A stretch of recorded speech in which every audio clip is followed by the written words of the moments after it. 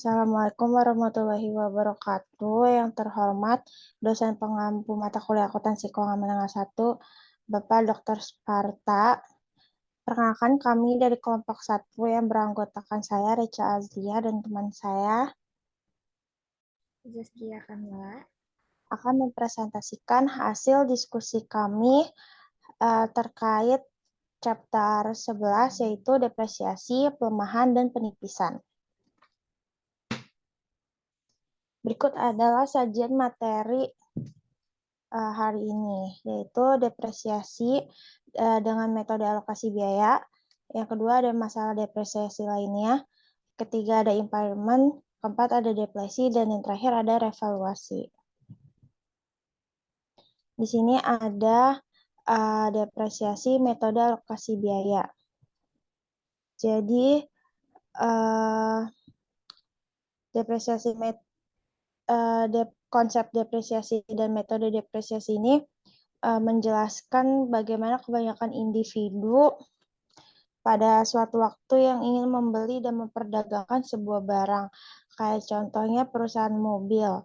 Dealer mobil tersebut dan customer tersebut akan mendiskusikan berapa nilai tukar dari mobil tua yang ingin ditukar tersebut.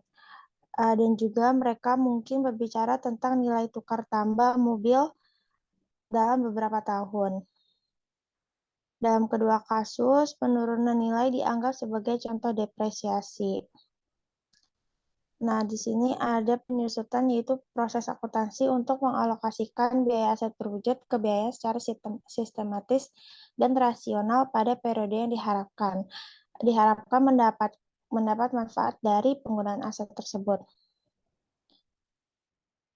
Terus di sini ada mengalokasikan biaya aset berumur panjang, yaitu dari sumber daya mineral, yaitu biaya depresi, aktiva tetap, dia jadinya itu sebagai biaya penyusutan.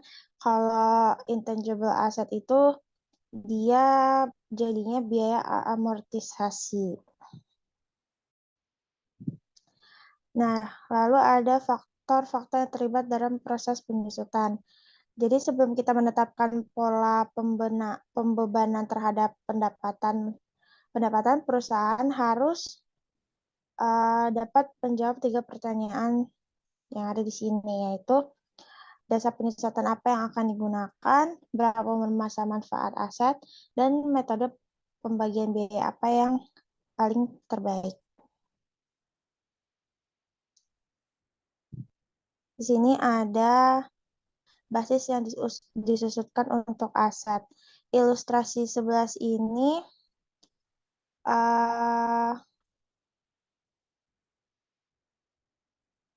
membicarakan tentang perhitungan untuk mengasumsikan pengetahuan yang sempurna tentang masa depan yang tidak pernah dicapai. Dari sudut pandang praktis, perusahaan sering menetapkan nilai residu nol. Beberapa berumur panjang aset dan bagaimanapun juga memiliki nilai residu yang substansial.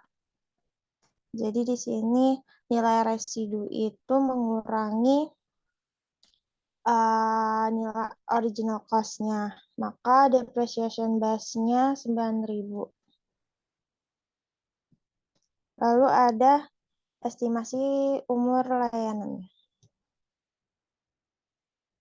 Kehidupan pelayanan suatu aset seringkali berbeda dari kehidupan fisiknya. Karena contohnya sepotong mesin mungkin secara fisik mampu menghasilkan produk tertentu selama bertahun-tahun di luar masa pakainya. Tetapi sebuah perusahaan mungkin tidak menggunakan peralatan selama itu karena biaya produksi produk di tahun-tahun berikutnya mungkin terlalu tinggi. Perusahaan juga menghentikan aset karena 2 alasan. Yang pertama, ada faktor fisik seperti korban atau berakhirnya kehidupan fisik, dan faktor ekonomi atau uang. Faktor fisik adalah keausan, pembusukan, dan korban yang mempersulit kinerja aset tanpa batas waktu. Faktor fisik ini menetapkan batas luar untuk masa pakai aset. Dan kita juga sebenarnya dapat mengklasifikasikan faktor ekonomi dan fungsional menjadi 3 kategori. yaitu ketidakcukupan yang terjadi ketika aset tidak lagi berguna untuk perusahaan karena tuntutan perusahaan terlalu berlebih. Seperti contohnya adalah kebutuhan untuk yang lebih besar bangunan untuk menangani peningkatan produksi. Meskipun bangunan lama mungkin masih sehat, hal tersebut mungkin menjadi tidak memadai untuk tujuan perusahaan. Lalu yang kedua menjadi supersession, yaitu penggantian satu aset dengan aset lain yang lebih efisien dan aset ekonomis. Contohnya penggantian komputer mainframe dengan jaringan PC atau penggantian pesawat Boeing 767 dengan pesawat Boeing 787. Dan yang terakhir, keusangan adalah sebagai penutup untuk situasi yang tidak melibatkan ketidakcukupan dan supersesi. Nah, karena perbedaan antara kategori ini tampak buatan, mungkin yang terbaik adalah mempertimbangkan faktor ekonomi secara kolektif. Alih-alih mencoba membuat perbedaan yang tidak jelas, maka dapat diilustrasikan konsep faktor fisik dan ekonomi mempertimbangkan pembangkit listrik tenaga nuklir. Faktor fisik atau faktor ekonomisnya itu faktor pembatas yang tampaknya yang pertama ekologis dalam pertimbangan, yang kedua ada persaingan dari sumber daya lain, dan yang ketiga masalah keamanan. Kehidupan fisik tampaknya tidak menjadi faktor utama yang mempengaruhi masa manfaat. Walaupun kehidupan fisik mungkin masih jauh dari selesai, maka dapat menjadi usang dalam 10 tahun. Lalu selanjutnya ada metode depresiasi. Wait.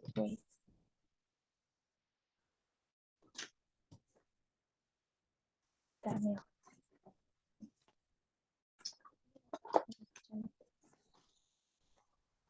Aduh, kacamatanya di motor tadi. Selanjutnya ada metode depresiasi atau penyusutan. Faktor ketiga yang terlibat dalam proses penyusutan yaitu metode biaya perbaikan. Nah, profesi yang mensyaratkan bahwa metode penyusutan yang digunakan harus sistematis dan rasional. Agar sistematis dan rasional, maka metode penyusutan harus mencerminkan pola di mana manfaat ekonomi masa depan aset diharapkan dikonsumsi oleh perusahaan. Sini konsep yang mendasarinya itu penyusutan mencoba untuk mengalokasikan biaya aset ke periode yang mendapatkan manfaat dari penggunaan aset tersebut. Contohnya metode aktivitas atau metode kegiatan, atau juga disebut dengan unit penggunaan atau produksi. Yang kedua ada metode garis lurus atau straight line method. Yang ketiga ada metode pengisian daya yang berkurang atau dipercepat. Terdiri dari sum of the year digits atau jumlah digit dalam setahun, dan metode saldo menurun atau declining balance method. Nah, di sini untuk mengilustrasikan metode penyusutannya, maka contohnya ini diasumsikan bahwa Stanley Coal Mines baru-baru ini membeli derek tambahan untuk tujuan mengangkat barang. Di sini berisi data terkait tentang pembelian. Ada cost of crane, estimate useful life, dan estimate salvage value, serta productive life in hours. Cost of crane ini biaya perolehan, terus estimate useful life itu estimasi nilai nilai umur ekonomisnya, dan estimasi salvage itu yang sisanya gitu. Dan productive life in hours-nya 30.000 per hours. Maka jika standar menggunakan direct sama 4.000 jam pada tahun pertama, biaya penyusutannya yaitu cost of grain dikurang estimate salvage dikali 4.000 per 30.000 sama dengan 60.000.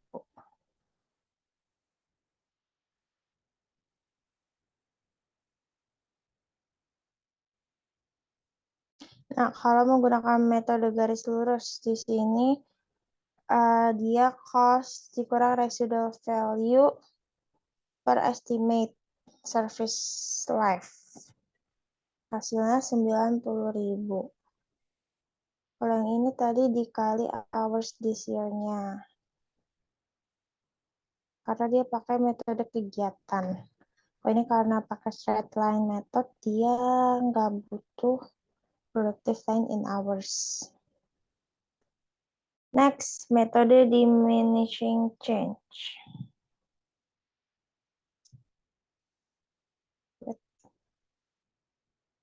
Di sini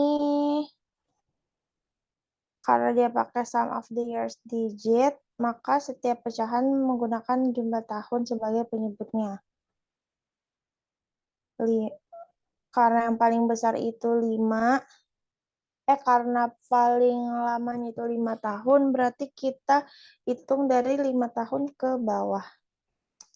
Yaitu 5 plus 4 plus 3 plus 2 plus 1. Maka jumlah 15. Dan pembilangnya itu adalah jumlah tahun perkiraan sisa hidup pada awal tahun. Jadi N dalam kurung N plus 1 per 2. N plus 1 per 2 berarti 15. Tahun alternatifnya. Lalu ada sum of the years method digits. Jadi karena ini 5 tahun, dia kayak hampir mirip sama ini, sama diminishing charge. Nih ada 5 tahun, terus depreciation base-nya 450, remaining life in years-nya 5, depreciation fraction-nya 5 per 15. Maka depreciation expense-nya 150. Dan book value end of year-nya 350. Sampai ke tahun kelima 50.000. Sesuai dengan ini estimate salvage value-nya 50.000 kan sama. Nih 450, berarti buat depreciation base-nya 450 langsung dikurang sama 50.000 karena dia disisain 50.000 salvage value-nya. Nah, lalu di sini ada metode saldo menurun menggunakan tingkat penyusutan atau persentase yang merupakan kelipatan dari metode garis lurus. Dan dia tidak mengurangi nilai sisa dalam menghitung dasar penyusutan. Nih, dia tidak mengurangi nilai sisa dalam menghitung dasar penyusutan. Makanya di sini dia 500.000 langsung. Depreciation expense-nya 50% dikali 500.000 dikali 40%. Karena ini rate-nya, maka 300.000. Accumulated-nya 200. Maka book value end of year-nya itu 500 dikurang 200, 300. Nah, ini dari berarti tahun keduanya itu 300-nya pindahin ke sini karena dia book value-nya buat dibalikin book value end of year-nya dimasukin lagi ke of asset first of year 300. Kali 40% lagi 120. Berarti balance accumulated-nya 120 ditambah 200 jadi 320. Terus book value end of year-nya berarti 500 kurang 320, 180. Terus tahun ketiga 180-nya pindahin. Kali rate-nya 40%, berarti 72.000. 72.000 berarti 320 tambah 72.392. Book value end of year-nya 500 kurang 392, 108. Terus 108 kali 40%, 43.200. 43.200 ditambah 392, 435, 43.500 dikurang 435, 64, 800. Pindahin 4.800 ke sini, kali 40%, hasilnya 14.800. 14.800 tambah 435, 200. Lalu,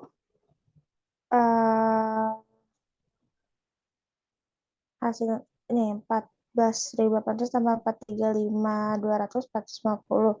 Berarti book value end of year-nya 500 kurang 450, sebenarnya 50.000. Disisain karena di keterangan soalnya dia itu ada salvage value-nya 50.000. Nah, kan benar. Next, ada kompensasi depresiasi.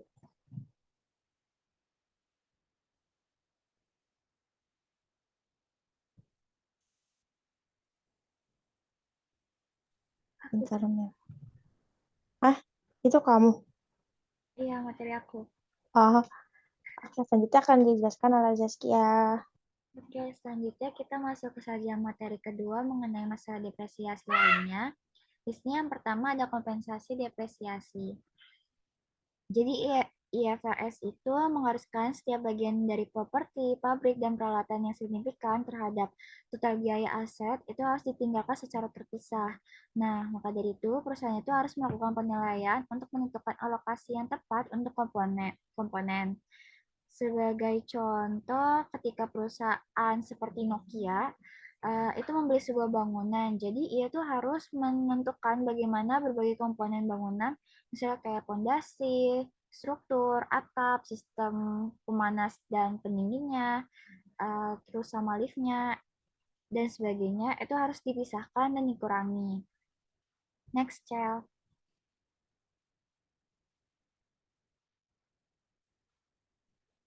Nah, di sini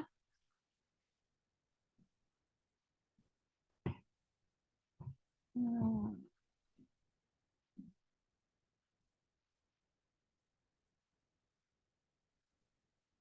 oh, jadi di sini ada basis yang dapat disesuaikan untuk aset. Jadi diilustrasikan nih, digambarkan Eurasia Airlines ini membeli pesawat dengan harga 100 juta euro pada tanggal 1 Januari 2020.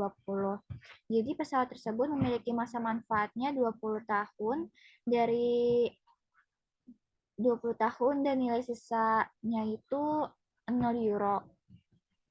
Nah, Eurasia ini menggunakan metode penyusutan garis lurus untuk semua pesawatnya. Jadi, Eurasia dia mengidentifikasikan komponen jumlah dan masa manfaat sebagai berikut, yaitu komponennya itu ada airframe, engine komponen, sama other komponen. Terus komponen komponen amount-nya itu di airframe ini airframe-nya itu dia komponen amount-nya 60 juta euro dengan komponen useful life-nya itu selama 20 tahun. Terus ada engine components dengan amount 32 juta euro dengan komponen useful life-nya itu 8 tahun dan other components-nya itu komponen amount-nya 8 juta euro dengan komponen useful life-nya 5 tahun. Next, Cel. Nah, seperti yang ditunjukkan, Eurasia ini mencatat biaya depresiasi sebesar 8 juta €8.600.000 pada tahun 2020 sebagai berikut. Jadi ini komponen amount dibagi sama useful life-nya, nanti kita bakal ketemu sama komponen depreciation-nya. Jadi 60 juta euro ini dibagi sama 20, maka komponen depreciation dari airframe ini sebesar 3 juta euro. Terus 32 juta euro dibagi sama 8 tahun, maka komponen depreciation dari engine components ini 4 juta euro dan komponen amount dan 8 juta euro dibagi sama 5 tahun ini komponen depreciation-nya adalah 1.600.000 euro. Jadi komponen depreciation ada komponen ini 1.600.000 euro. Terus di total semua dan hasilnya total dari komponen depreciation ini adalah 8.600 euro. Nah, untuk entry-nya jadi Euro Asia ini nanti melaporkan pesawatnya sebagai berikut, yaitu jumlah beban penyusut beban penyusutannya itu di debit 8.600.000 euro, kreditnya adalah akumulasi penyusutan peralatan yaitu 8.600 euro. Next, Cel. Nah, pada pernyataan posisi keuangan pada akhir tahun 2020, Eurasia ini melaporkan pesawat sebagai jumlah tanggal. Nah, untuk penyajiannya itu disajikan pada ilustrasi 11.10. Jadi non-current asset, jadi airplane itu kan 1 juta euro ya. Dia kan membeli pesawat 1 juta euro. Terus dikurangi sama akumulasi depresiasi yang kita hitung tadi, yaitu 8.600 euro, maka non current asetnya adalah 100 juta ribu euro dikurang 8.600 juta euro, maka hasilnya 91.400 juta euro. Next, Cel. Selanjutnya ada depresiasi dan periode parsial. Jadi perusahaan itu jarang membeli aset pabrik pada hari pertama periode fiskal atau membuangnya pada hari terakhir periode fiskal. Pertanyaan praktis ini ada kayak bagaimana seharusnya perusahaan menghitung penyusutan untuk periode parsial yang terlibat. Nah, dalam komputasi biaya depresiasi untuk periode parsial, perusahaan itu harus menentukan biaya depresiasi untuk tahun penuh dan kemudian memperbesar biaya depresiasi ini antara dua periode yang terlibat. Jadi proses ini harus terus berlanjut sepanjang kehidupan aset yang berguna. Next, Cel.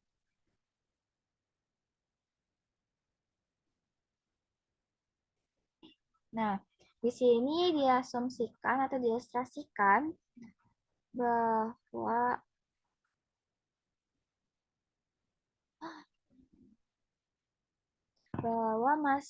Maserati SP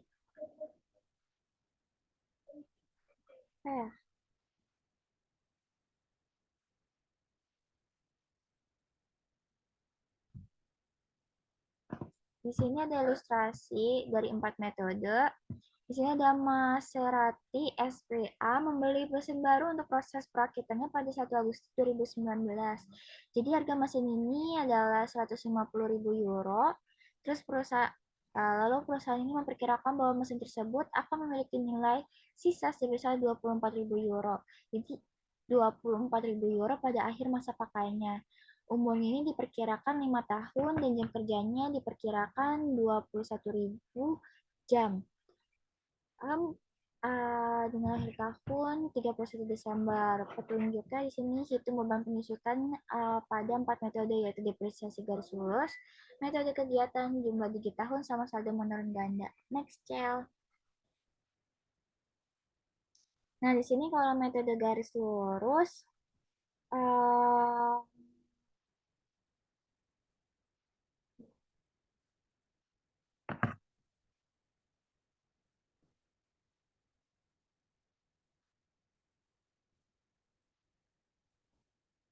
Oh, metode ini pada tahun 2019. Di sini ada dasar yang dapat disusutkan yaitu 126.000 euro. Disusutkan selama 5 tahun. Terus ini pada tahun-tahun. 126.000.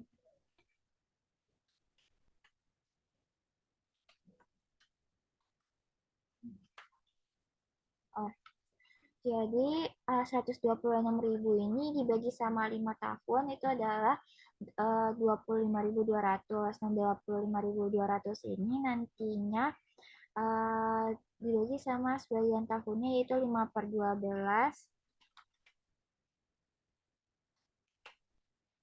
Itu maka biaya penyusutan tahun itu adalah sebesar 10.500.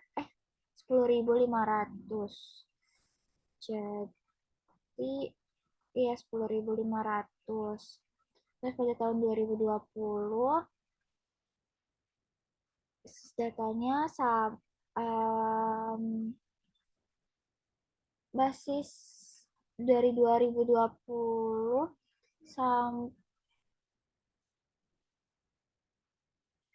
2023 ini dari dasar yang dapat disusutkan sampai biaya tahun tersebut itu sama, cuman bedanya ada di akun biaya penyusutannya itu. Jadi 10.500 ditambah jadi 10.500 nanti ditambah 25.200 nanti akun biaya penyusutannya adalah 35.700 di tahun 2020. Kalau di 2021 35.700-nya ini nanti ditambah sama 25.200. Nah, nanti ya akun biaya penyusutan 2021-nya 60.900. Untuk yang 2022 next sebelumnya Cel, maaf.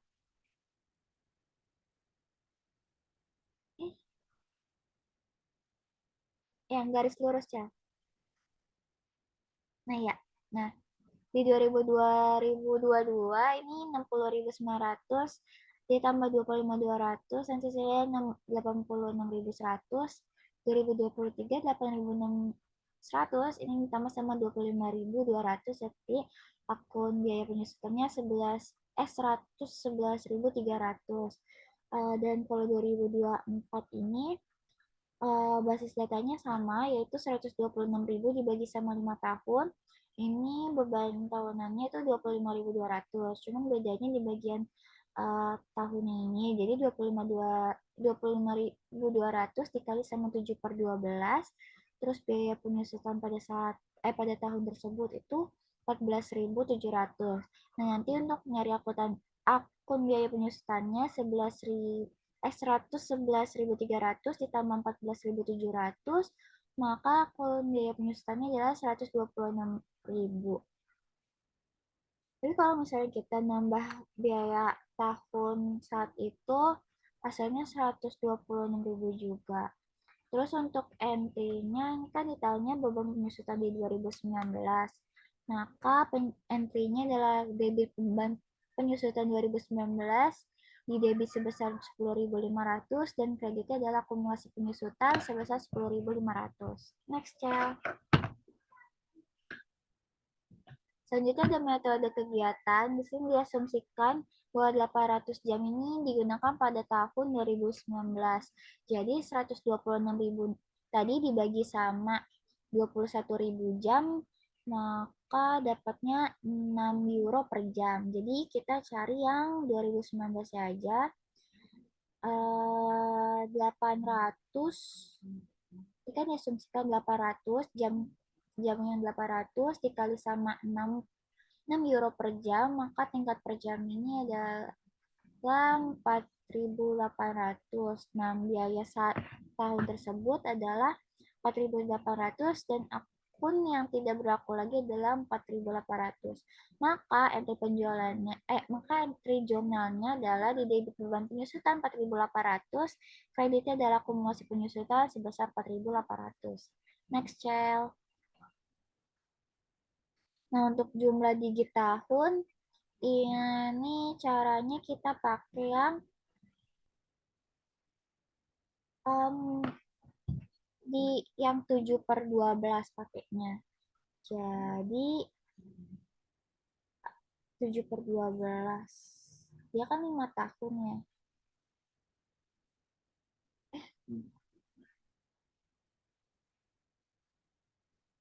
Oh, jadi 5 ditambah sama 0,58. Jadi 126.000 tadi dikali sama 5/15, maka biaya tahunannya adalah 42.000 dikali sama sebulan tahunnya 5/12, maka biaya untuk tahun tersebut adalah 17.000 euro. Untuk akun yang tidak berlaku lagi ada 17.500 euro. Dan untuk entry perjunalannya itu di debit beban penyusutan pada tahun 2019 sebesar 17.500, kreditnya adalah akumulasi penyusutan sebesar 17.500. Next, Cel. Nah, yang terakhir ini ada metode saldo menurun ganda. Di sini pada tahun 2019 basis yang disusutkan itu 150.000. Terus kecepatan per tahun ini 40%. Jadi 150.000 dikali 40%, maka biaya tahunannya itu adalah sebesar 60.000 euro. Dikali sama 5/12, maka biaya tahun tersebut adalah 25.000. Maka untuk entry perjunalannya adalah di debit sebesar beban penyusunan di debit beban penyusutan 2019 sebesar 25.000, kredit adalah akumulasi penyusutan sebesar 25.000. Next, Cel.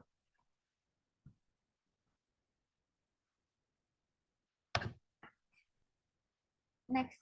Nah, selanjutnya kita masuk ke depresiasi penggantian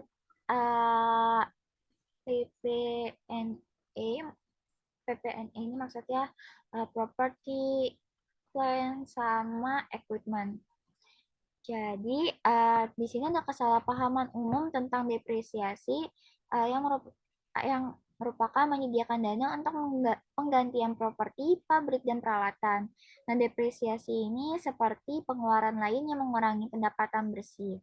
Namun berbeda karena tidak melibatkan arus kas saat ini. Nah, untuk menggambarkan mengapa depresiasi itu tidak menyediakan dana,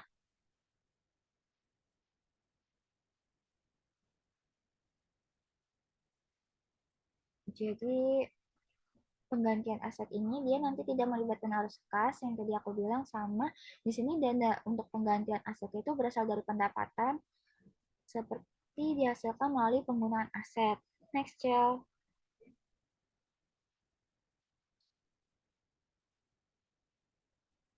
Selanjutnya ada revisi tarif depresiasi.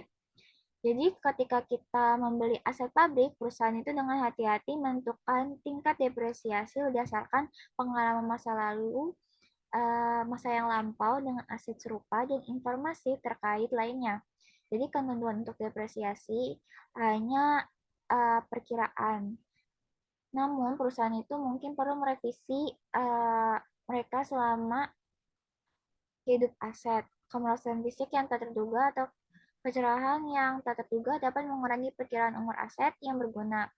Prosedur pemeliharaan yang lebih baik, ini revisi prosedur operasi atau pengembangan serupa dapat memperpanjang umur aset melebihi periode yang diharapkan. Jadi bagaimana perusahaan menangani revisi dalam penyusunan tarifnya, yaitu dengan dipertanggungjawabkan dalam periode berjalan dan masa depan, jadi tidak ditangani secara retrospektif sama tidak dianggap sebagai kesalahan atau pos luar biasa. Next, Cel.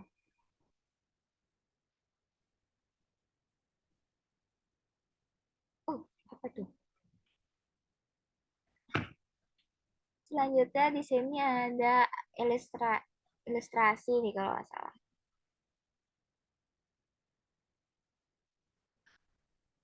Jadi Arcadia HS ini dia membeli membeli peralatan seharga 510.000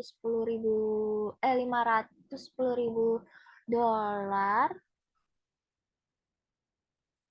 Yang diperkirakan memiliki masa manfaatnya itu 10 tahun dengan nilai sisanya itu 10.000 dolar pada akhir waktu tersebut. Nah, penyusutan ini telah dicatat selama 7 tahun dengan dasar garis lurus. Jadi pada tahun 2019 atau tahun ke-8 ini ditentukan bahwa perkiraan nomor ini totalnya adalah 15 tahun dengan nilai sisa itu sebanyak 5.000 dolar pada akhir waktu tersebut. Nah, di sini ditanya apa ya perjuangan untuk mengoreksi penyusutan tahun sebelumnya dan kita juga disuruh menghitung beban penyusutan untuk tahun 2019. Next, Cel. Nah, ini setelah 7 tahun, jadi pertama kita menetapkan NBV ini pada tanggal perubahan estimasi. Jadi biaya peralatannya itu kan 510.000 dolar. Nilai sisanya itu adalah 10.000. Maka kita dapat basis terdepresiasinya itu adalah 500.000 dolar. Dan untuk masa manfaat aslinya itu kan nih 15 tahun sebenarnya 10 tahun. Jadi depresiasi tahunannya 500.000 dolar dibagi sama 10 tahun. Ini adalah 50.000 dolar. Nah, 50.000 dolar ini kan karena setelah 7 tahun ya. Jadi dikali sama 7 tahun maka dapat 350.000 dolar. Dan untuk neracanya kita nulis ya pada 31 Desember 2018 peralatan ini 510.000 dengan akumulasi penyusutannya itu selama 7 tahun ada 350.000 dolar. Maka NBV atau nilai buku bersihnya adalah sebesar 160.000 dolar. Next, Cel. Nah, selanjutnya kita perhitungan beban depresiasi tahun 2019. Jadi kan udah dapat nih nilai buku bersihnya itu 160.000 dolar. Terus nilai sisa barunya tadi yang diketahui kan 5.000. Maka dapat basis terdepresiasinya nih 160.000 dolar dikurang sama 5.000, maka hasilnya adalah 155.000 dolar. Terus sisa umur yang berguna itu kan diketahui 8 tahun. Jadi 155.000 ini dibagi sama 8 tahun, maka depresiasi tahunannya atau tahun 2019 ini adalah 19.375.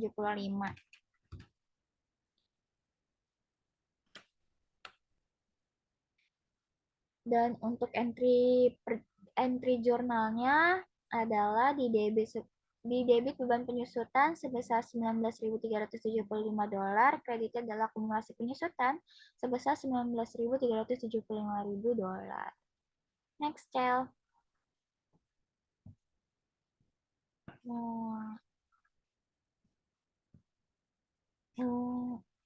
Kelemahan.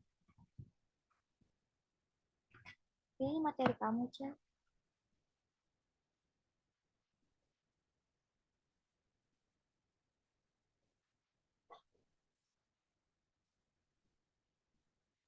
Ini materiku ya? Iya, materi kamu.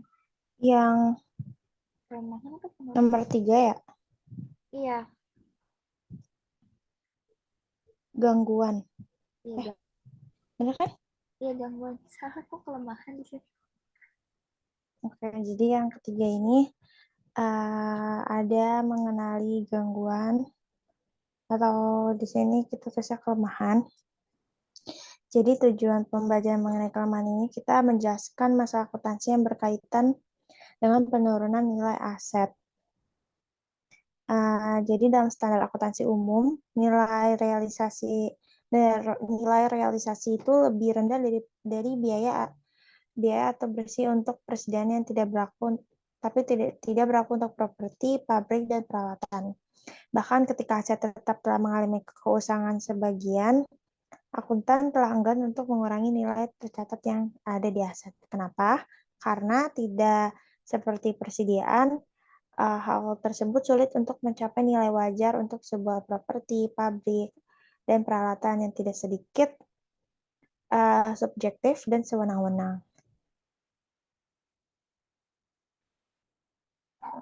Next ada sini ada jika terdapat indikator penurunan nilai, maka dilakukan uji penurunan nilai yang harus dilakukan. Nah, dalam ilustrasi 11-15 ini, jumlah terpulihkan didefinisikan sebagai nilai yang lebih tinggi antara nilai wajar yang dikurangi biaya untuk menjual atau nilai pakai. Nilai wajar dikurangi biaya untuk menjual nilai wajar yang dikurangi biaya untuk menjual suatu aset berarti untuk aset tersebut dapat dijual setelah dikurangi biaya pembangunan. Nilai pakai adalah nilai sekarang yang dari arus kas bersih diharapkan dari penggunaan masa depan dan penjualan akhir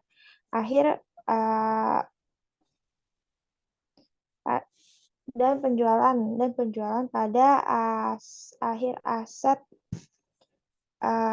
pada masa manfaatnya. Nah, di sini jika nilai wajar dikurangi biaya, jika nilai wajar dikurangi biaya untuk menjual atau nilai pakai lebih tinggi dari jumlah tercatat, maka tidak ada penurunan nilai. Tapi jika nilai wajar dikurangi biaya untuk menjual dan nilai pakai lebih rendah daripada jumlah yang tercatat, maka kerugian penurunan nilai terjadi. Contohnya,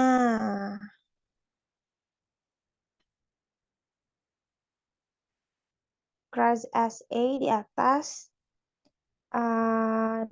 nilai pakai dari Class peralatan adalah 175.000 euro daripada 205.000.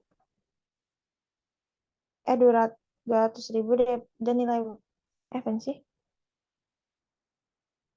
175.000 daripada 250.000. Kelas ini mengukur kerugian penurunan nilai sebagai perbedaan antara nilai tercatat 200.000 dan nilai wajar lebih tinggi dikurangi biaya untuk menjual 180.000 euro atau nilai pakainya 175.000 euro. Oleh karena itu, maka Kres menggunakan nilai wajar yang dikurangi biaya pelepasan untuk mencatat kerugian penurunan sebesar 20.000, yaitu hasil dari 20.000 dikurang 180.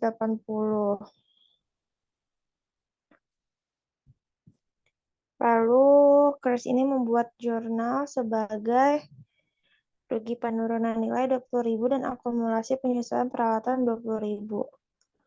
Kerugian penurunan nilai ini dilaporkan dalam laporan laba rugi pada penghasilan lain-lain dan bagian pengeluaran. Perusahaan kemudian mengkredit peralatan atau mengakumulasi penyesuaian peralatan untuk mengurangi jumlah tercatat peralatan untuk penurunan nilai.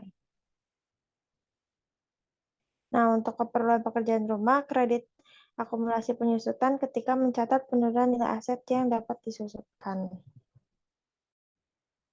Ini contohnya lagi pada tanggal 31 Desember 2020, Hanoi Ltd memiliki peralatan dengan biaya 26 juta. BND itu mata uang mana ya, Mil? Apa, Cang? BND mata uang. Bentar, aku lihat tuh.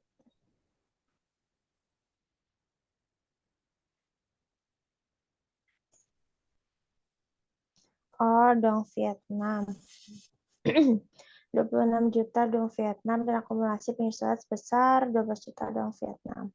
Peralatan memiliki masa manfaat total 4 tahun dengan nilai sebesar 2 juta. Informasi berikut berkaitannya dengan peralatannya yaitu 1. Nilai tercatat peralatan pada 31 Desember adalah 14 juta. Hasil dari 26.000 dikurang 12.000. Hanoi menggunakan depresiasi garis lurus yaitu 6 juta. 26 dikurang 2 juta dibagi 4 untuk tahun 2020 dan dicatat. Hanoi telah menentukan jumlah yang dapat diperoleh kembali untuk aset ini. Di 31 Desember 2020 adalah 11 juta.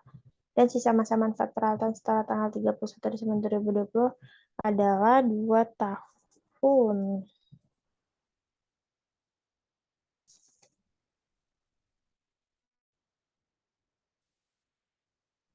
Nah, sebenarnya ini kurang.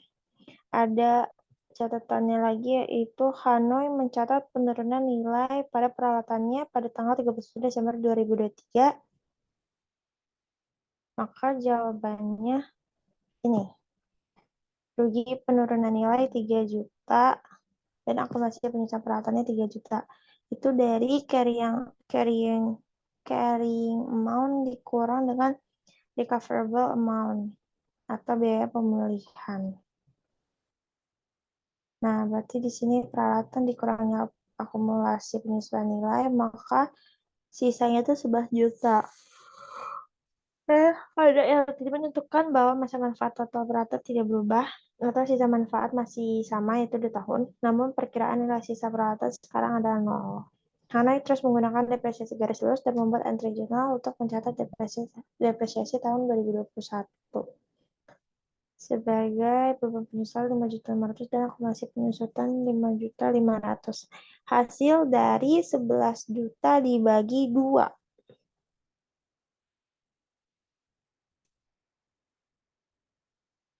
Nah, pada akhir 2019, ini udah beda ilustrasi, guys.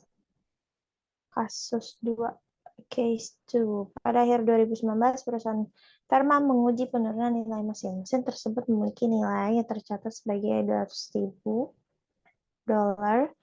yang diperkirakan sisa manfaatnya adalah 5 tahun. Karena hanya ada sedikit informasi terkait pasar yang menjadi dasar jumlah terpulihkan.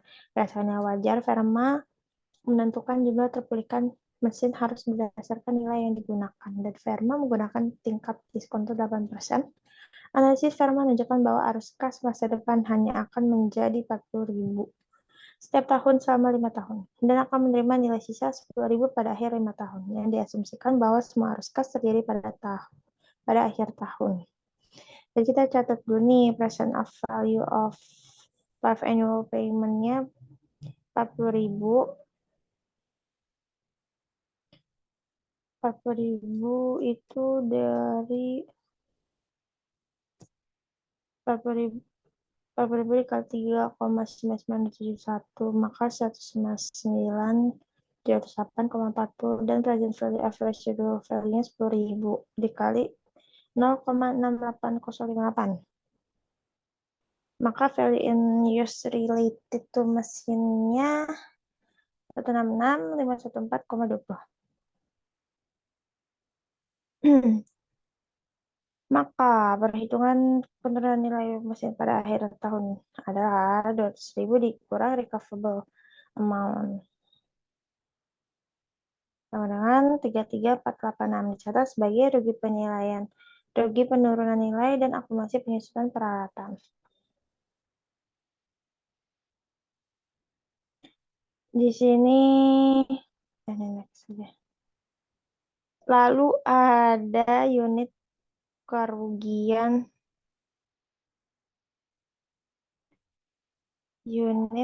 penghasilan kas. Dalam beberapa case,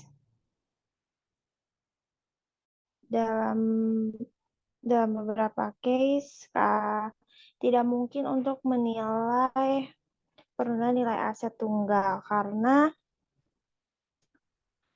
satu aset menghasilkan arus kas hanya dalam kombinasi dengan aset lain. Perusahaan mengidentifikasi kelompok aset terkecil yang dapat diidentifikasi menghasilkan arus kas secara independen dari arus kas aset lain. Kelompok seperti itu disebut dengan cash generating unit atau CGU. Misalnya itu Santos SPA sedang meninjau aset pabriknya untuk indikator penurunan nilai. Namun ditemukan bahwa mengidentifikasi arus kas untuk aset individu sangat rumit dan tidak akurat. Karena arus kas yang terkait dengan sekelompok aset saling bergantung, maka situasi ini dapat muncul jika Santosa memiliki satu unit operasi atau divisi permesinan yang memproduksi produk yang akan ditransfer ke unit bisnis Santos lain atau divisi pengemasan yang kemudian memasarkan produk ke pelanggan akhir.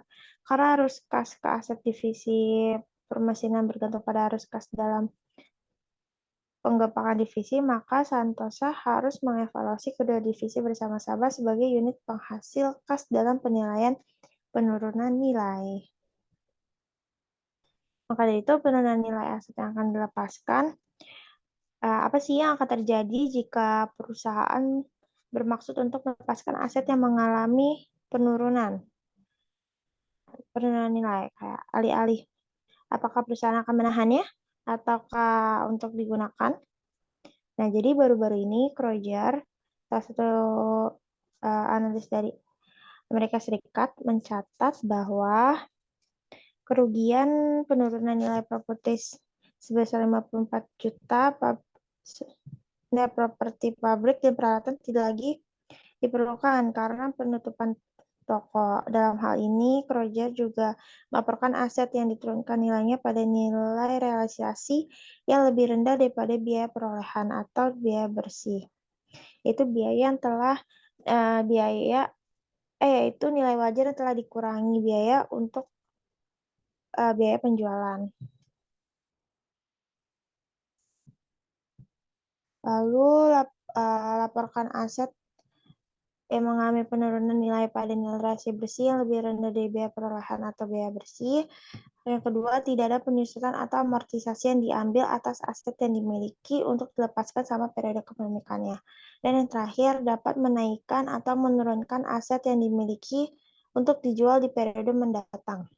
Selama nilai tercatat setelah penyusutan tidak pernah melebihi nilai tercatat aset sebelum penurunan nilai.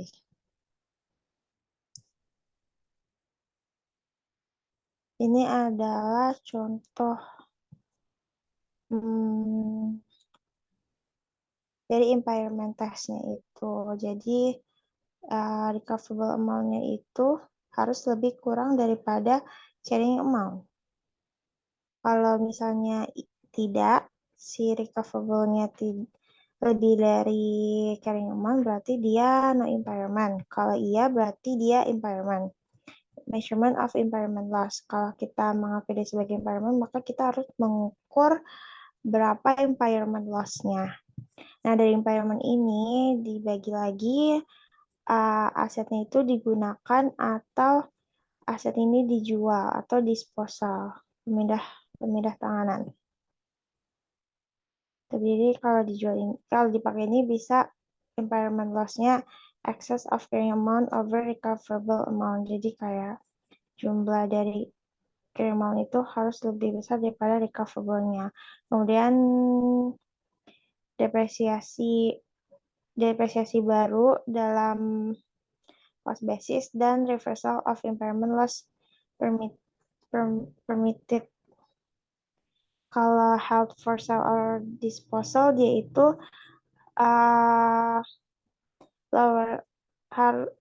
lower of cost atau fair value less cost to sell atau NRV, dan tidak perlu memakai depresiasi. Selanjutnya akan dijelaskan oleh Zaskia.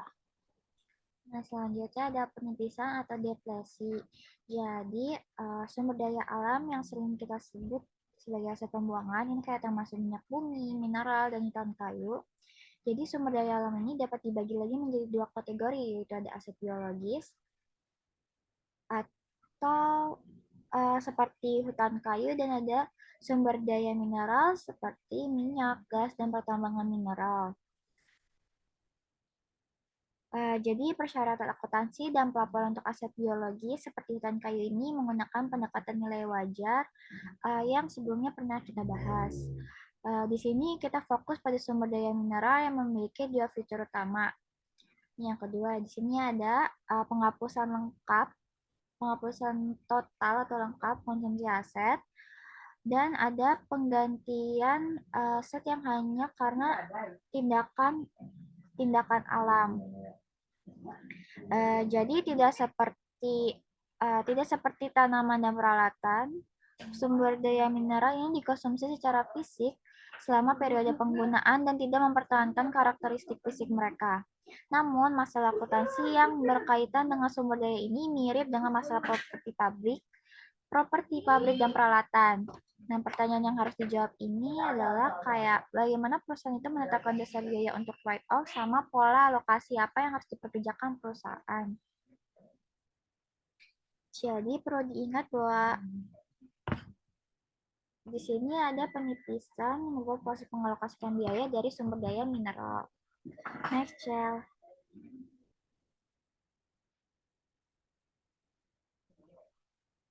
Nah, selanjutnya di sini kita membangun basis penipisan. Jadi bagaimana sih kita menentukan basis penipisan sumber daya mineral? Nah, misalnya itu perusahaan seperti Total SA, yaitu perusahaan dari mana ya itu? Jadi dia tuh membuat pengeluaran yang cukup besar untuk menemukan sumber daya mineral. Dan untuk setiap penemunya sukses, itu tuh ada banyak kegagalan. Nah, selain itu, perusahaan itu sering mengalami keterlambatan yang panjang antara waktu itu menimbulkan biaya dan waktu itu memperoleh keuntungan dari sumber daya yang diekstrak. Nah, akibatnya perusahaan itu di industri ekstraktif seperti Total SA ini. Dia sering mengadopsi kebijakan konservatif dalam menghitung pengeluaran yang terkait dengan menemukan dan mengekstrak sumber daya mineral. Komputasi basis penipisan ini melibatkan akuntansi yang tepat untuk 3 jenis pengeluaran, yaitu ada biaya praeksplorasi, biaya eksplorasi dan evaluasi, sama biaya pengembangan. Next, Cel. Oh, sebelumnya Cel. Di sini aku mau jelasin dulu. Di sini ada biaya praeksplorasi. Jadi di pengeluaran praeksplorasi ini merupakan biaya yang dikeluarkan sebelum perusahaan itu memperoleh hak hukum untuk menjelajahi area tertentu. Nah, misalnya itu ada Royal Dutch Shell. Jadi di sini dapat melakukan pengujian seismik terhadap kemungkinan lokasi pengeboran minyak sebelum dikenakan biaya substansial eksplorasi. Nah, jadi biaya ini sering disebut sebagai biaya prospek. Nah, ini umumnya itu dianggap spekulatif di alam dan dikeluarkan seperti yang dikeluarkan. Dan untuk biaya eksplorasi dan evaluasi, ini contohnya beberapa jenis biaya eksplorasi dan evaluasi itu adalah sebagai berikut. Jadi akuisisi hak untuk mengeksplorasi kayak top studio, topografi, geologi, geokimia, dan geofisika. Terus ada explore, pengobaran bahan peledak, pengambilan sampel, kegiatan dalam kegiatannya yang mengevaluasi kelayakan teknis dan kelayakan komersial pengekstrakan sumber daya mineral. Jadi perusahaan ini memiliki pilihan mengenai biaya eksplorasi dan evaluasi. Jadi mereka dapat menghapus biaya-biaya tersebut sebagai biaya yang dikeluarkan atau memanfaatkan biaya-biaya ini menunggu evaluasi. Nah, oleh karena itu, IFRS ini memberikan fleksibilitas bagi perusahaan untuk memperhitungkan biaya eksplorasi dan evaluasi ini pada awal perusahaan. Dan untuk alasan fleksibelnya adalah bahwa akuntansi untuk jenis pengeluaran ini itu kontroversial. Nah, sebagai ilustrasinya atau gambarannya, diasumsikan bahwa Royal Dutch Shell itu sedang menjelajahi minyak dan menentukan bahwa area eksplorasi memiliki cadangan minyak. Oleh karena itu, ia nantinya melatih sumur untuk menentukan jumlah cadangan. Namun sayangnya, sumur yang dibor ini menghasilkan lubang kering, yaitu tidak ada cadangan yang ditemukan. Jadi, Shell ini kemudian melatih lebih banyak sumur dan menemukan beberapa cadangan minyak, tetapi beberapa lainnya adalah lubang kering. Nah, pertanyaannya, haruskah biaya lubang kering ini dikapitalisasi? Atau haruskah hanya biaya sumur-sumur yang menemukan cadangan dikapitalisasi? Jadi, mereka yang memegang konsep biaya penuh atau kapitalisasi penuh itu berpendapat bahwa biaya pengeboran lubang kering ini merupakan biaya yang dibutuhkan untuk menemukan sumur yang menguntungkan secara komersial. Yang lain dan yang lainnya itu percaya bahwa perusahaan itu harus memanfaatkan hanya biaya sumur yang berhasil. Nah, hal ini tuh adalah konsep usaha yang sukses. Selanjutnya ada biaya pengembangan. Jadi setelah kelayakan teknis dan kelangsungan produk komersial yang ditunjukkan, aset eksplorasi dan evaluasi diklasifikasi ulang sebagai biaya pengembangan. Umumnya fase pengembangan ini terjadi ketika perusahaan itu telah menetapkan bahwa perusahaan tersebut memiliki tingkat sumber daya mineral yang wajar di dalam tanah sehingga produksi akan lebih menguntungkan. Jadi pada saat itu setiap aset eksplorasi dan evaluasi yang diakui sebagai aset itu kemudian diuji untuk kerusakan. Nah, untuk memastikan bahwa aset ini tidak dibawa pada jumlah di atas jumlah yang dipulihkan.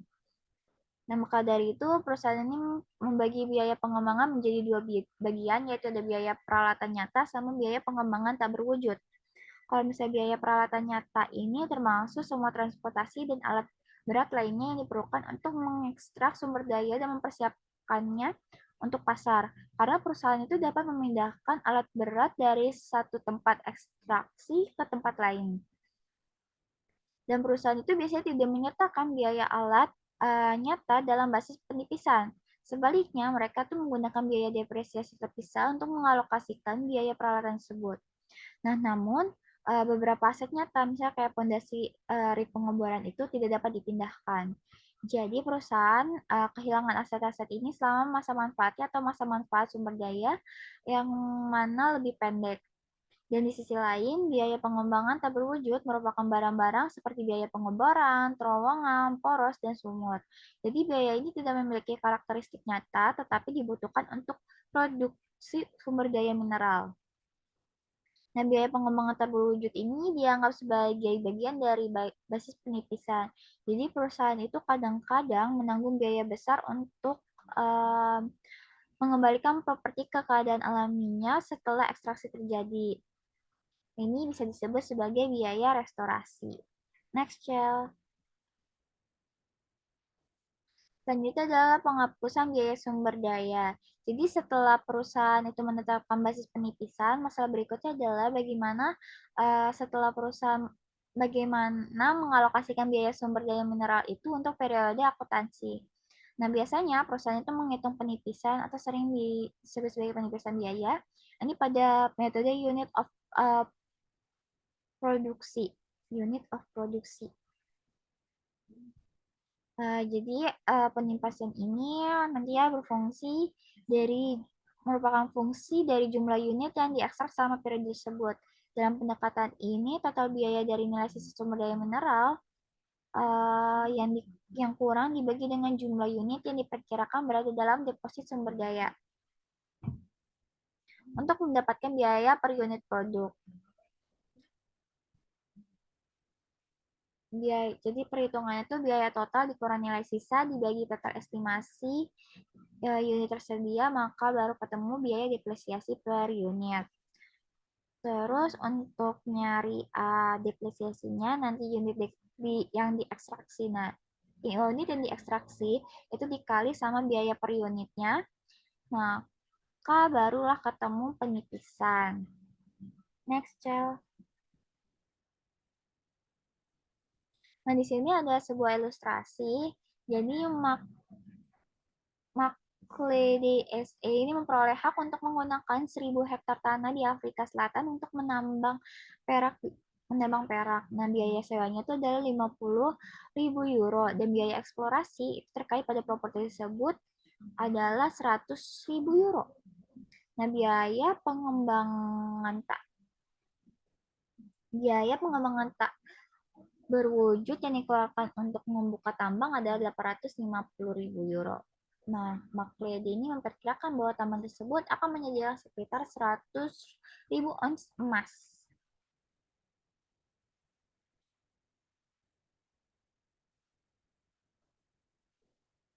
Jadi, pada ilustrasi sini menunjukkan perhitungan biaya penipisan per unit pada tingkat penghapusan. Di sini total cost dikurang residual value dibagi sama total estimate unit available, maka ketemu depletion cost per unit. Jadi di sini 100 juta dibagi sama 1000, maka dapat depletion cost per unit adalah 10 euro per ounce. Next, Cel. Nah, jika McLeod ini mengekstrak 25.000 ons pada tahun pertama, maka penipisan untuk tahun ini adalah 250 euro. 250.000 euro. Ini dari mana? Dari 25.000 ons tadi dikali sama 10 euro. Maka entry atau penyatatan penipisannya adalah sebagai berikut, yaitu di debit persediaan sebesar 250.000 euro, kreditnya adalah akumulasi penipisan sebesar 250.000 euro. Nah, McLeod ini nanti mendebit inventar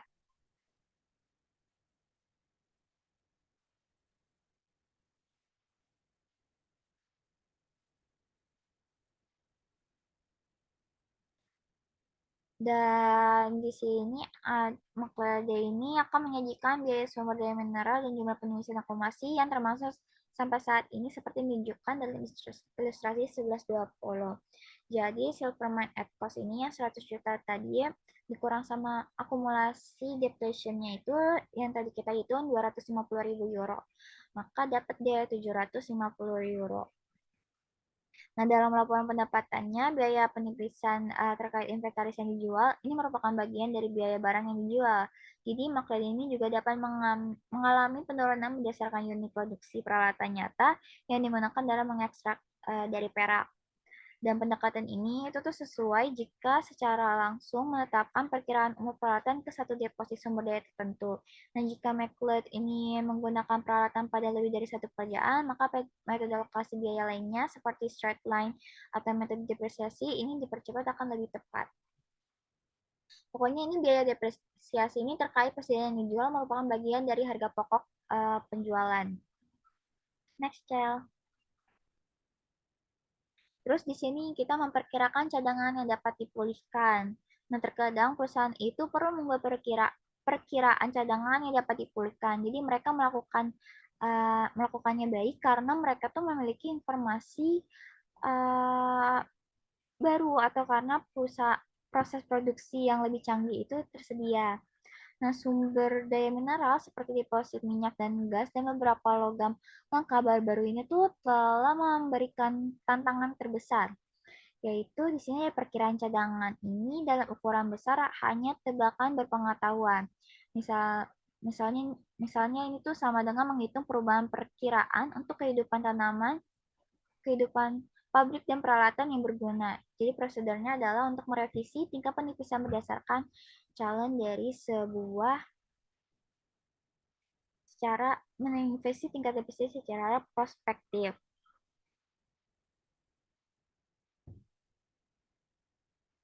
Dan bagi sisa biayanya dengan estimasi baru, cadangan yang dapat dipulihkan. Next, Cel. Selanjutnya adalah dividen likuidasi. Jadi sebuah perusahaan itu sering memiliki sebagai satu-satunya aset utama properti dari mana ia tuh berniat untuk mengekstrak sumber daya mineral. Jadi jika perusahaan tidak berharap untuk membeli properti tambahan secara bertahap dapat mendistribusikan kepada pembayar saham inventaris modal mereka dengan membayar dividen likuidasi, yang mana merupakan dividen lebih besar dari jumlah pendapatan bersih yang terakumulasi. Masalah utama akuntansi ini adalah untuk membedakan antara dividen yang merupakan pengembalian modal dan yang tidak.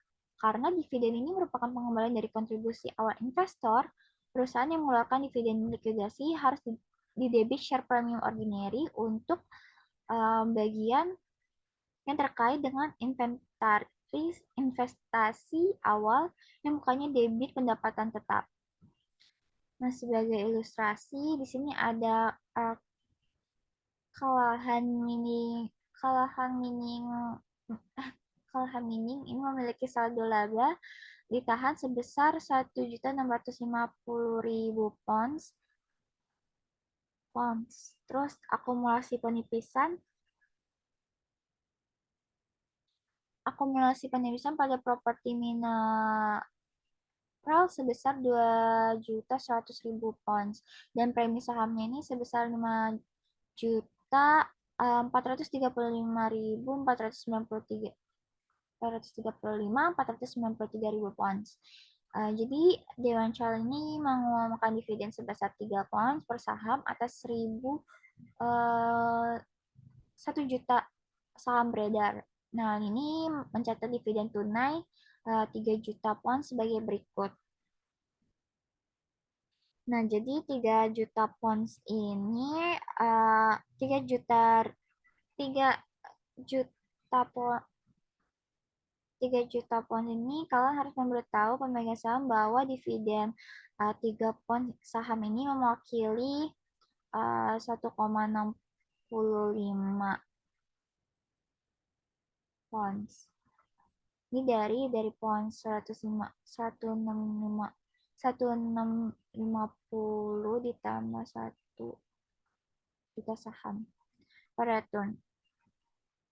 Saham atas inventaris dan 1,35 pounds ini dari pound 1350 ditambah 1000 saham per saham likuidasi dividen. Dan nanti di jurnalnya adalah return earnings sebesar 1.650.000 share di debit, share return earning di debit juga, share premium ordinary-nya sebesar 1.350.000. Kreditnya adalah cash sebesar 3 juta pounds. Next, child. Selanjutnya adalah penyajian laporan keuangan. Jadi perusahaan itu harus mengungkapkan hal-hal berikut terkait dengan pengeluaran, evaluasi, dan eksplorasi. Yang pertama, itu ada kebijakan akuntansi untuk eksplorasi pengeluaran, termasuk pengakuan aset, eksplorasi dan apa tadi? Lupa. Evaluasi. Yang kedua, jumlah aset, kewajiban pendapatan dan beban serta arus kas operasi ya timbul dari eksplorasi untuk dan evaluasi sumber daya mineral. Next shell.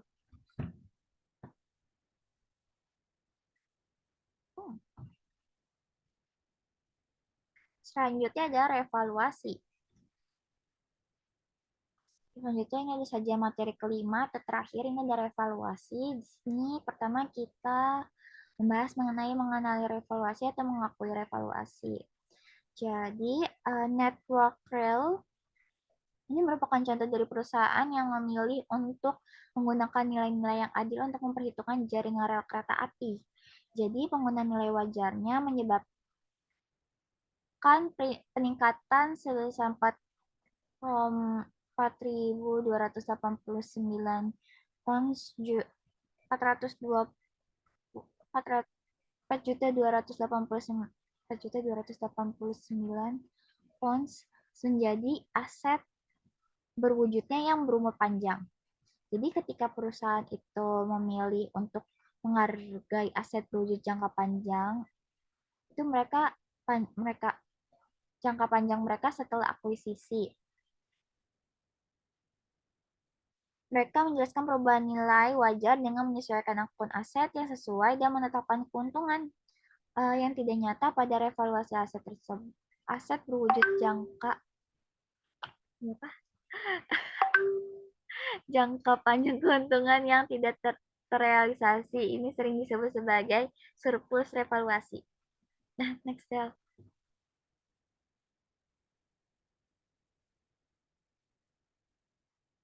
Nah, selanjutnya dijelaskan oleh Rahel. Selanjutnya ada revaluasi aset.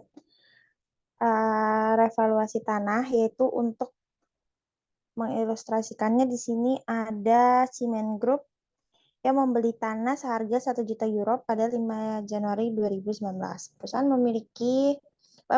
memilih untuk menggunakan akuntansi revaluasi tanah pada periode berikutnya.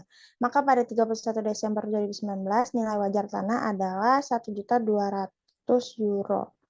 ayat jurnal untuk mencatat tanah pada nilai wajarnya, maka tanahnya 200.000 hasil dari 1.200.000 dikurang 1 juta.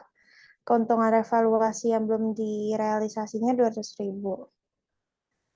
Maka keuntungan revaluasi yang belum direalisasi tanah menambah penghasilan komprehensif lain dalam laporan laba rugi komprehensif. Lalu ada revaluasi yang dapat disusutkan. Jadi untuk mengilustrasikan ini, di sini ada Lenovo Group yang membeli peralatan seharga 500.000 yen pada 2 Januari 2019, dan peralatan tersebut memiliki masa manfaat 5 tahun. Disusutkan dengan metode penyusutan garis lurus dan nilai residunya ada 0. Maka Lenovo memilih untuk menilai ulang peralatannya ke nilai wajar selama masa pakai peralatan tersebut. Maka Lenovo mencatat beban penyusutan sebesar 100.000 yen hasil dari 500.000 dibagi 5 pada Desember 31, 2019 dicatat sebagai beban penyusutan 100.000 dan akumulasi penyusutan peralatannya 100.000 pula. Nah, setelah entry ini, maka peralatan Lenovo memiliki nilai tercatat sebesar 400.000, 500 dikurang 100. Maka Lenovo menerima penilaian independen untuk nilai wajar peralatan pada 31 Desember 2019 sebesar 460. 460 itu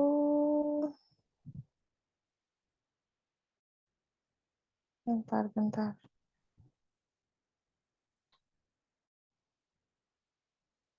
Berarti accumulated depreciation equipment-nya 200 pada equipment dan unrealized gain on revaluation equipment 150 dan 50.000. Di sini ada contohnya.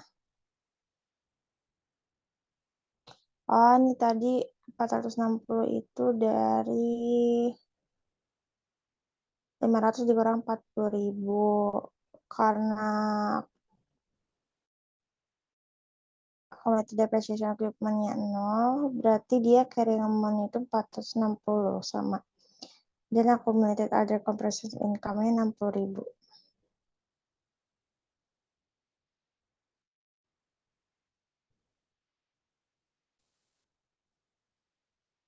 Dan yang terakhir ada masalah revaluasi, yaitu perusahaan dapat memilih untuk menilai hanya satu kelas aset, misalnya mau itu bangunan saja dan tidak menilai kembali aset lain seperti tanah atau peralatannya. Jika sebuah perusahaan hanya memilih bangunan, maka revaluasi hanya berlaku untuk semua aset dalam kelas aset tersebut. Dan kelas aset adalah pengelompokan item yang memiliki kesamaan sifat dan kegunaan dalam operasi perusahaan, serta perusahaan juga harus melakukan segala upaya untuk menjaga aset nilai untuk tetap up to date atau nilainya tetap terbaru. Next, ada berapa soal sih, Mil? Ada 6. Soal pertama, McPherson Furniture memulai pembangunan gedung kantor dan gudang gabungan untuk penggunaan sendiri dengan perkiraan biaya sebesar 5 juta euro pada 1 Januari 2019. Maka McPherson diharapkan menyelesaikan bangunan tersebut pada 31 Desember 2019 dan McPherson memiliki kewajiban utang berikut yang belum diselesaikan selama masa konstruksi. Kita diinstruksikan untuk menyelesaikan gedung kantor dan gudang pada 31 Desember 2019. Sementara direncanakan dengan total biaya 5.200.000 euro. Dan akumulasi pengeluaran rata-rata tertimbang itu 3.800 euro. Kita disuruh menghitung bunga yang dapat dihindari. Dan yang kedua, kita disuruh untuk menghitung beban penyusutan untuk tahun yang berakhir pada 31 Desember 2020. Dengan metode straight line method atau garis lurus dan menetapkan bahwa aset tersebut memiliki masa manfaat 30 tahun. dan nilai residual sebesar 300.000 euro. Maka jawabannya di sini avoidable interest-nya atau bunga yang dapat dihindari dihitung yaitu weight average accumulated expenditure-nya 2 juta ditambah 1.800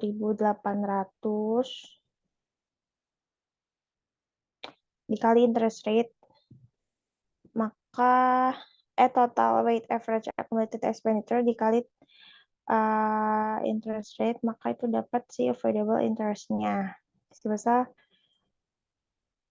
426.840. Di sini ada kapitalisasi bunga yaitu 10% dan 10% short term loan dan 11% long term loan. Jadi kalau 10% itu short term, kalau 11% itu long term.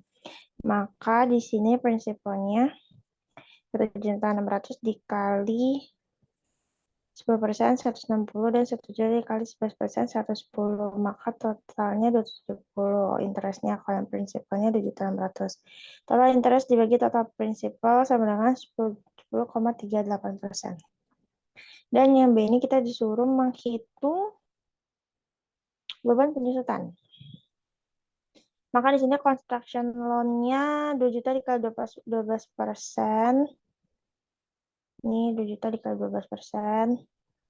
140, terus short term-nya 1.600.000 kali 10%, 160, long term loan-nya 1 juta dikali 11%, maka 110. Total actual interest-nya 510.000. Dikarenakan avoidable interest itu lebih rendah daripada actual interest, nih 270 lebih kecil daripada 510, maka kita menggunakan avoidable interest. Cost-nya 5.200.000 sama ditambah dengan interest capitalized yang tadi kita hitung 426. Ini berarti total yang harus kita bayar ada 5.626.840.000. Maka depreciation expense-nya total cost dikurang dengan 300.000 per 30 years tadi useful lifetime-nya 30 tahun. Berarti 177.561 per years. Next. Sini ada Impala Company.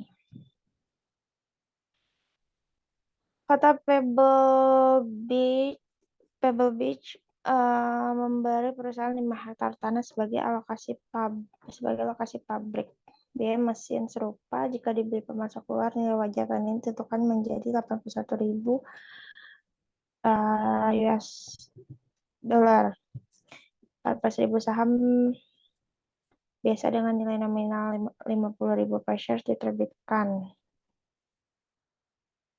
Investasi terkait dengan perusahaan termohon ditukar dengan tanah dan bangunan. Properti telah dinilai pada nilai wajar 810, di mana 180 itu telah dialokasikan untuk tanah dan 630 untuk bangunan. Saham perusahaan Impala tidak terdaftar di bursa manapun, tetapi satu blok berisi 100 saham.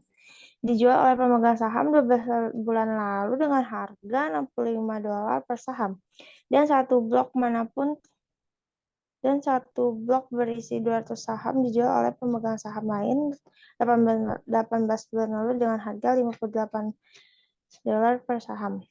Dan yang C, tidak ada entry yang dibuat untuk dihapus dari akun material direct tenaga kerja dan overhead. Jumlah yang harus dibebankan ke akun aset pada pabrik untuk mesin dibangun sama tahun tersebut. Informasi tersebut diberikan relatif terhadap biaya pembuatan mesin. Kita disuruh untuk siapkan entry jurnal pada pembukaan perusahaan Impala untuk mencatat transaksi-transaksi tersebut. Transaksi pertama dicatat sebagai land dan deferred rent revenue sebesar 81.000. Kemudian yang B, land 180, building 630. Maka share capital ordinary-nya itu kan 14.000 dikali 50 per share, berarti 700 dan share premiumnya 110. Lalu karena nilai saham tidak dapat ditentukan, nilai pasar properti digunakan sebagai dasar pencatatan aset dan penerbitan saham. Data sebagai machinery dicatat sebagai material, direct labor, dan factor overhead sebesar 12.500, 16.000, dan 13.200. Maka debitnya dicatat sebagai machinery sebesar 41.700. Di sini ada notes fixed overhead applied-nya karena jadi ketentuan soalnya 60%, maka 9.600 dikaliin itu di 60% dikali 16%. Additional overhead-nya 2.700 dan factor surplus use-nya 9.000, maka totalnya 13.200. Ya, factory overhead. Soal P10 strip 1. Sini kita Aku aja yang lanjutin. apa? Aku aja yang lanjutin. Apa Mil? Gak kedengeran? Aku aja yang lanjutin. Oh, oke. Kita akan jelaskan oleh Zaskia. Selanjutnya adalah soal P10. Di sini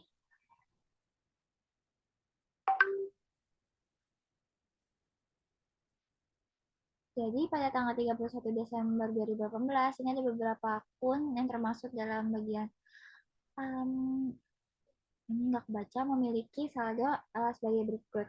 Jadi ada tanah sebesar 230.000 pounds, terus ada bangunan 890.000 pounds, perbaikan prasarana itu 660.000 pounds, sama mesin dan peralatan itu 875.000 pounds. Nah, selama tahun 2019 ini terjadi transaksi sebagai berikut. Jadi pada yang pertama ada tanah nomor 621 ini dibeli seharga 850.000 pounds. Selain 850.000 pounds. Selain itu, untuk memperoleh tanah, Regan ini membayar komisi sebesar 51.000 pounds kepada agen real estate. Jadi biaya 35.000 pounds ini dikeluarkan untuk membersihkan tanah.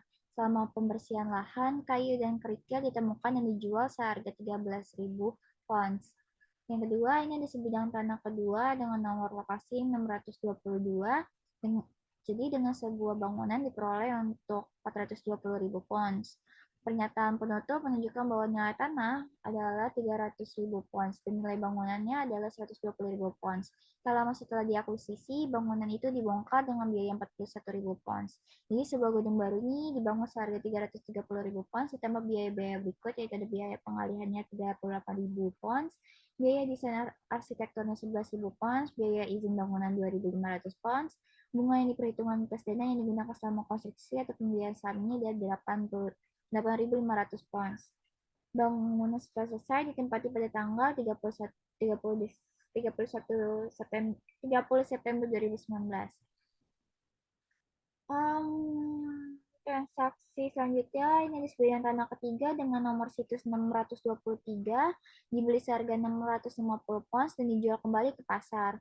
Nah, selama Desember 2019 biaya sebesar 89.000 pounds ini dikeluarkan untuk meningkatkan sewa ruang kantor. Sewa terkait akan akhir pada tanggal 31 Desember 2021 dan diperkirakan tidak akan diperpanjang. Sini dapat tunjuk perbaikan prasarana ini harus ditangani dengan cara yang sama seperti perbaikan lahan. Dan transaksi yang terakhir ini ada sekelompok mesin baru dibeli berdasarkan perjanjian royalti, itu mengatur pembayaran royalti berdasarkan unit produksi untuk mesin.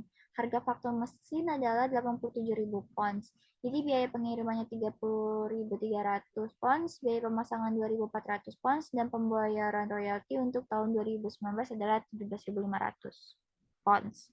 Next, Chel. Acel, next. Nah, selanjutnya di sini ada instruksinya. Kita disuruh buat analisis rinci atas perubahan masing-masing akun pelaporan posisi keuangan berikut untuk tahun 2019, yaitu tanah, itu perbaikan prasarana, kalau bangunan, mesin, dan peralatan. Namun di sini ada tambahan, kita harus mengabaikan akun akumulasi penyusutan yang terkait. Dan yang kedua, di sini kita cantumkan pos-pos dalam situs yang tidak digunakan untuk menentukan jawaban atas dari instruksi A di atas dan ditunjukkan di mana atau jika pos-pos ini harus dimasukkan dalam laporan keuangan Reagan. Next, child. Selanjutnya kita ke jawabannya. Di sini pertama kita yang A, kita membuat akun dari tanah, bangunan, terus ada yang leasehold, improvement, sama mesin. Di sini tidak lupa kita membuat top jurnalnya dari Gen Company. Nama jurnalnya adalah Analysis of Danacon untuk tahun 2000 berapa tadi? Sini ada balance at Januari 1 Januari awal bulan itu sebesar 230.000 pounds dengan license number 621. Itu ada acquisition cost sebesar 850.000 dengan commission to real estate agennya itu 51.000 kan tadi.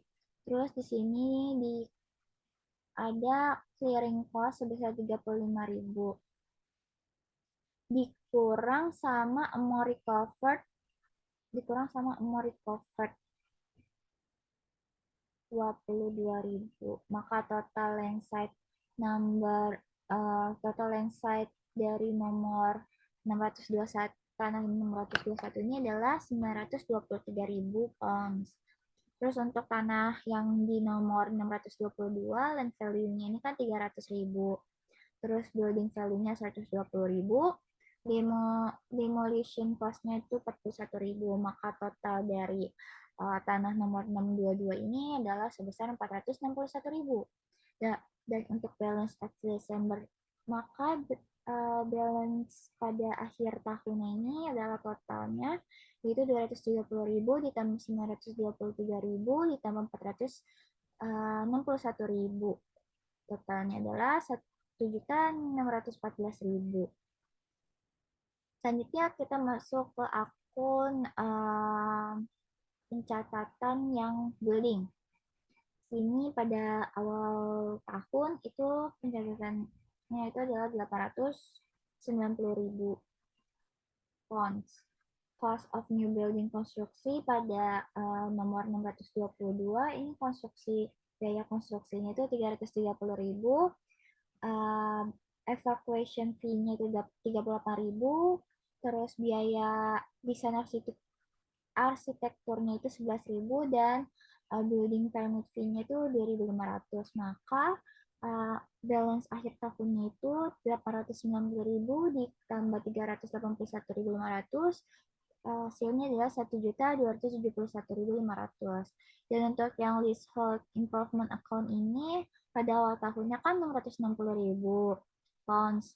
Terus office space biaya sewa kantor itu 18.000. Maka balance akhir tahunnya itu adalah 660.000 ditambah 89, totalnya adalah 749.000 pounds. Dan yang terakhir adalah machinery and equipment account. Pada awal tahunnya itu dengan balance sebesar 875.000 pounds. Terus ada cost of the new machine acquired. Di sini invoice price-nya itu 87.000, freight cost-nya 3.300 sama installation cost-nya 2.400. Di totalnya ada 92.700. Dan untuk menghitung balance akhir tahunnya 875.000 ditambah 92.700, totalnya adalah 967.700. Dan untuk instruksi yang B, di sini jadi item dalam situasi fakta yang tidak digunakan untuk menentukan jawaban untuk instruksi A itu adalah sebagai berikut, yaitu bunga yang dibebankan pada pembiayaan ekuitas tidak diizinkan oleh IFRS dan sehingga tidak muncul dalam laporan keuangan manapun. Dan untuk tanah nomor 623 itu yang diperoleh seharga 650.000 pounds seharusnya ini dimasukkan dalam laporan posisi keuangan Reagan sebagai tanah dimiliki untuk dijual kembali atau bagian dari investasi. Dan untuk membayar royalti sebesar 17.500 itu harus dimasukkan seperti biasanya pada biaya operasi dalam laporan laba rugi Reagan.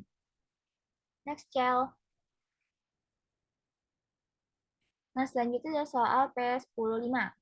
Jadi di sini soalnya pada tanggal 1 Januari 2019 ada Blair Corporation ini membeli sebidang tanah seharga $500.000 dengan nomor lokasi itu 101. Nah, dengan di situ juga ada sebuah bangunan.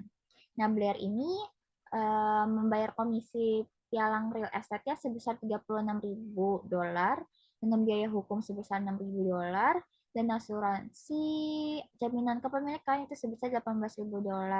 Dan pernyataan penutup menunjukkan bahwa nilai tanah ini adalah $500.000 dan nilai bangunannya adalah $100.000. Tak lama setelah akuisisi, gedung itu diratakan dengan biaya $54.000. Lalu beliau menandatangani harga tetap nilai sebesar $3 juta dengan Slatkin Builders Inc. pada tanggal 1 Maret 2019 untuk pembangunan gedung perkantoran di lokasi tanah nomor 101. Bangunan selesai dan ditempati pada tanggal 30 September 2020, biaya konstruksi tambahan dikeluarkan sebagai berikut, yaitu ada rencana, spesifikasi, dan cetakan birunya itu sebesar $21.000 dan biaya arsitek untuk desain dan pengawasannya itu $82.000. Terus bangunan tersebut diperkirakan memiliki umur selama 40 tahun sejak tanggal penyelesaian dan akan disusutkan dengan menggunakan metode saldo menurun 150%. Untuk membiayai biaya konstruksi, Blair ini meminjam $3 juta pada tanggal 1 Maret 2019. Pinjaman ini akan dibayar dalam 10 kali cicilan tahunan sebesar $300.000, ditambah bunga pada tingkat 10%. Jumlah rata-rata tertimbun dari akumulasi pengeluaran konstruksi bangunan Blair adalah sebagai berikut. Untuk periode 1 Maret hingga 31 Desember 2019 adalah $1.300.000. Kalau misalnya untuk 1 Januari sampai dengan 31 September 2020 ini sebesar $1.900.000. Nah, instruksinya kita dibuat schedule yang mengungkapkan biaya individu yang membentuk saldo di akun tanah sehubung dengan lokasi tanah nomor 11 pada tanggal 30 September 2020. Sama di sini yang kedua instruksinya kita bisa menyiapkan jadwal yang mengungkapkan biaya individu yang harus dikapitalisasi dalam akun bangunan per 30 September 2020. Kita juga disuruh menunjukkan perhitungan pendukung dalam bentuk yang baik. Next, child.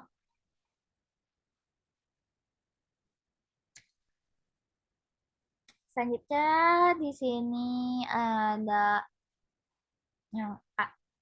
Kita Blair Corporation dari biaya tanah yang lokasi 101 pada akhir September 2020. Sini kita akan mencatat cost of land and old building-nya itu $500.000. Terus ada komisi dari real estate itu sebesar $36.000. Terus ada biaya hukumnya itu $6.000. Ada asuransi $18.000. Terus ada removal of old building, penghilangan bangunan yang lama itu $54.000. Maka total biaya dari tanah lokasi 101 ini adalah 500 ditambah 36.000 ditambah 6.000 ditambah 18.000 ditambah 54.000, maka totalnya adalah $514.000. Dan yang B-nya ini ada Blair Corporation pada menghitung biaya bangunan pada akhir September. Jadi ada fixed construction contract price-nya itu sebesar $3 juta. Terus ada plan specification sama blueprint itu sebesar $21.000. Ada biaya arsiteknya sebesar $82.000. Nah, terus di sini ada interest capital during 2019 sama 2020. Dapatnya dari mana? Itu dapatnya dari sini. Weighted average accumulation itu kan tadi $1.300.000. Nah, dikali sama interest rate-nya tadi kan diketahui 10%.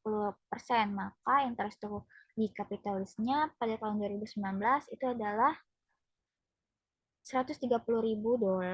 Terus untuk yang 2020 itu kan sebelumnya rata-rata weighted average accumulated construction expenditure itu $1.900.000 dikali sama rate bunganya itu 10%, maka interest to be capitalisnya itu adalah $190.000. Terus kita masukin ke jurnalnya, ini interest capital during 2019 $130.000, interest capitalis during 2020 ini $190.000. Maka cost of building-nya adalah 3 juta ditambah 21 ditambah 82 ditambah 130 ditambah 190, totalnya adalah $3.423.000.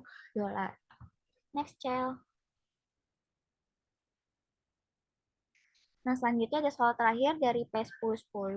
Di sini soalnya, jadi selama tahun berjalan, Marshall Konstruksi ini memperdagangkan direk tua yang memiliki nilai buku sebesar 90.000 euro. Biaya aslinya itu 140.000, terus dikurangi akumulasi penyusutan 50.000 euro. Nah, untuk direk baru dari Brigham Manufacturing, Jadi direk baru biaya produksi Brigham 165.000 euro dan diklasifikasikan sebagai inventaris. Informasi berikut juga tersedia, isinya nilai wajar direct tua itu 82.000 euro, nilai wajar direct barunya 200.000 euro. Dibayar tunai sebesar 118.000, uang yang diterima sebesar 108.000. Diinstruksikan, di sini asumsikan bahwa pertukarannya jangan memiliki substansi komersial. Buatlah entry jurnal pada buku 1 Marshall Construction dan 2 Brigham Manufacturing. Dengan asumsi bahwa pertukaran ini tidak memiliki substansi komersial untuk Marshall, maka siapkan entry jurnal pada pembukuan Marshall Construction. Yang ketiga, asumsikan fakta yang sama seperti pada yang A, bahwa nilai wajar direct tuanya adalah 98.000 euro dan kas yang dibayarkan adalah 102.000 euro. Jadi kita disuruh buat ayar jurnal pada pembukuan satu konstruksi Marshall sama 2 manufaktur Brigham. Yang terakhir, kita diasumsikan fakta yang sama seperti pada yang B, kecuali pada nilai wajah direct tuanya itu 97.000 euro dan uang tunai yang dibayarkan 103 euro. Maka kita disuruh buat jurnal pembukuan untuk konstruksi Marshall sama manufacturing Brigham. Next, Cel. Maka jawabannya yang pertama ini ada commercial substance. Untuk Marshall konstruksi, peralatannya atau equipment-nya itu 82.000 ditambah 118 euro. Equipment-nya adalah 200.000 euro. Terus kita ada akumulasi depresiasi equipment di debit sebesar 50.000 dan ada loss on disposal of equipment 8.000. Ini 8.000 dari mana? Dari book value of outframe-nya itu 140.000 dikurang 50.000, maka book value-nya adalah 90.000, terus compare to fair value of outframe sebesar 82.000, jadi loss on disposal-nya adalah 8.000 euro. Terus kreditnya adalah equipment 140.000 sama cash-nya sebesar 118.000. Terus untuk yang Brigham Manufacturing, debitnya ada cash 118.000, sama inventory 82.000, kreditnya ada sales 200.000. Terus di debit juga cost of goods sold 165.000, kreditnya adalah inventory 165.000. Dan untuk yang B, di sini aku kekurangan dari side komersial. Jadi konstruksi Marshall ini harus mencatat entry yang sama seperti pada bagian yang di atas, karena pertukaran mengakibatkan kerugian. Jadi kalau misalnya Brigham itu harus mencatat entry yang sama seperti pada bagian A yang di atas, karena tidak keuntungan ditangguhkan, karena kita mengasumsikan bahwa Marshall ini merupakan karena Marshall ini adalah sebuah pelanggan. Terus yang C, untuk yang Marshall Construction, equipment-nya tadi kan diganti tuh dari 82 ke 98. Jadi 98 ditambah 102 itu 200. Akumulasi depresiasi equipment-nya 50. Kreditnya itu ada equipment 140, cash-nya 102.000, dan gain on disposal-nya of equipment. Gain on disposal of equipment-nya adalah 8.000. 8.000 dari mana? Dari book value 140.000 dikurang 50, compared to value current-nya 98.000. Itu dikurang, maka gain on disposal-nya adalah dapat 8.000. Terus untuk Brigham Manufacturing, jurnalnya adalah cash sebesar 102.000, di debit inventory juga di debit sebesar 98.000, kreditnya adalah sales penjualan sebesar 200.000. Selanjutnya di debit COGS 165.000, kreditnya adalah persediaan 165.000. Terus yang selanjutnya yang D. Di sini untuk Marshall Construction, equipment-nya kan tadi diganti lagi, yaitu ada 200.000. dan dikurang 700.000. 7.000-nya ini dari mana? Dari fair value yang old dikurang sama book value yang old. Jadi 97.000 dikurang sama 90.000. Jadi 200.000 dikurang 7.000, maka equipmentnya dapat 193.000. Terus di debit juga accumulated depreciation equipmentnya sebesar 50.000. Kreditnya itu ada cash sebesar 103.000 sama equipmentnya ada sebesar 140.000 di kredit juga. Selanjutnya untuk breakdown manufacturing sama seperti sebelum-sebelumnya, cuma beda sama nominalnya atau saldonya. Di sini kalau breakdown manufacturing yang di debit, cashnya itu di debit sebesar 103.000, persediaannya di debit juga sebesar 97.000. Kreditnya ada sales sebesar 200.000. Terus ada juga ACLGS, itu di debit sebesar 165.000, kreditnya adalah inventory sebesar 165.000. Next, Cel. Nah, sekian presentasi dari kami.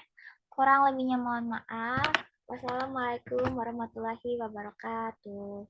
Waalaikumsalam warahmatullahi wabarakatuh. Terima kasih, Pak. Terima kasih.